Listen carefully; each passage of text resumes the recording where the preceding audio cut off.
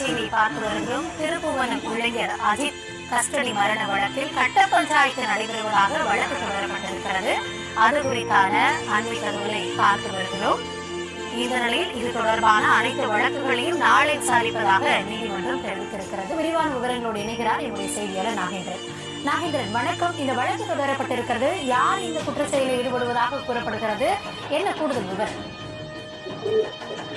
மதுரையை சேர்ந்த மகாராஜன் உயர்நீதிமன்ற மதுரை அமர்வில் மனு ஒன்றினை தாக்கல் செய்திருக்கிறார். கடந்த 28ஆம் தேதி சிவகங்கை மாவட்டம் மடப்புறம் காளியம்மன் கோவிலில் சுவாமி தரிசனம் செய்ய வந்த நிகிதா என்ற பெண்மணி கோவில் காவலர் அஜித்குமார் வசம் தனது காரை வாகன நிறுத்தத்தில் நிறுத்தச் சொல்லி கொடுத்ததாகவும் அதில் தனது வைத்திருந்த நகை திருடு போனதாக காரில் வைத்திருந்த நகை திருடு போனதாக போலீசில் புகார் கொடுத்தார். புகாரின் அடிப்படையில்